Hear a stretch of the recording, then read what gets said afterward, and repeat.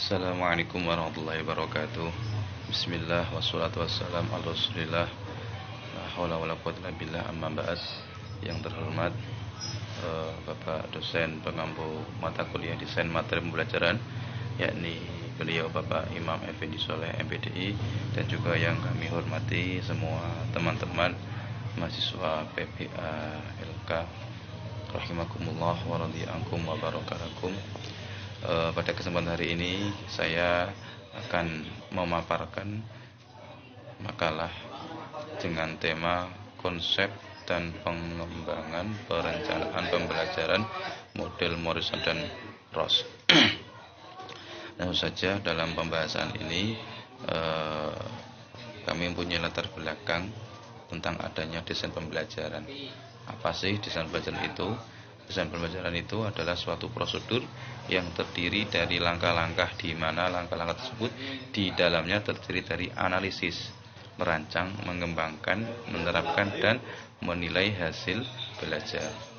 Hal tersebut juga dikemukakan oleh Morrison, Ross, yang mendefinisikan desain pembelajaran sebagai suatu proses desain yang sistematis untuk menciptakan pembelajaran yang lebih efektif dan efisien, serta membuat kegiatan pembelajaran lebih mudah yang didasarkan pada apa yang kita ketahui mengenai teori-teori pembelajaran, teknologi, informasi, sistematika, analisis, penelitian dalam bidang pendidikan, dan metode-metode manajemen.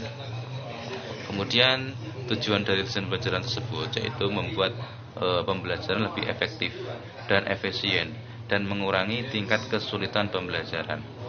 Kemudian ada lagi, tujuan sebuah desain pembelajaran adalah untuk mencapai solusi terbaik dalam memecahkan masalah dengan memanfaatkan sejumlah informasi yang tersedia.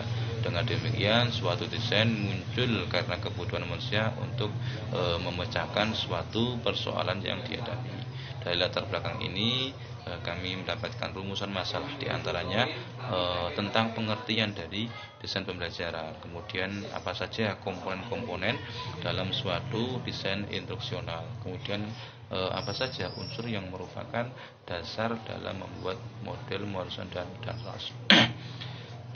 Maksud saja pada pembahasan ini mengenai desain pembelajaran seperti tadi yang saya utarakan adalah suatu prosedur yang terdiri dari langkah-langkah, di mana langkah-langkah tersebut di dalamnya terdiri dari analisis, merancang, mengembangkan, menerapkan, dan menilai hasil-hasil belajar. Kemudian dari desain pembelajaran tersebut ada sejumlah model pembelajaran. Di antaranya model pembelajaran itu membentuk siklus atau model sistem instruksional yang dikembangkan oleh Kemp, ya. Ini tidak ditentukan dari komponen mana, seharusnya guru memulai proses pengembangan. Adapun komponen-komponen dalam suatu desain instruksional adalah diantaranya hasil yang ingin dicapai, analisis tes mata pelajaran, tujuan khusus belajar, aktivitas belajar, sumber belajar, layanan pendukung, tes awal, kemudian karakteristik belajar. Berorientasi pada perancangan pembelajaran yang menyeluruh, sehingga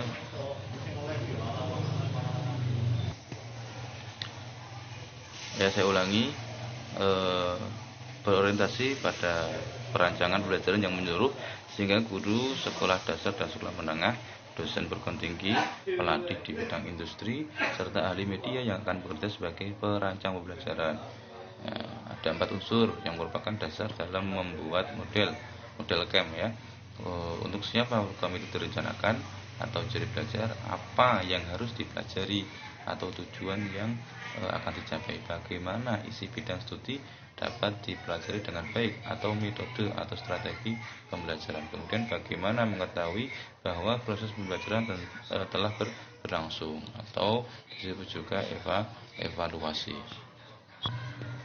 Kemudian secara umum rancangan pengembangan perangkat pembelajaran model Kemp JE, Morrison, GR, dan Ross digambarkan seperti gambar yang kedua, yakni tahap-tahap dalam mengembangkan perangkat pembelajaran menurut model Kemp.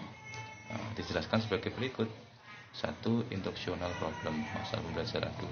2. Learner atau karakteristik siswa. 3. Analisis tugas. 4. Adalah merumuskan tujuan pembelajaran. 5. Urutan materi pembelajaran. 6. Strategi pembelajaran. 7. Cara penyampaian pembelajaran.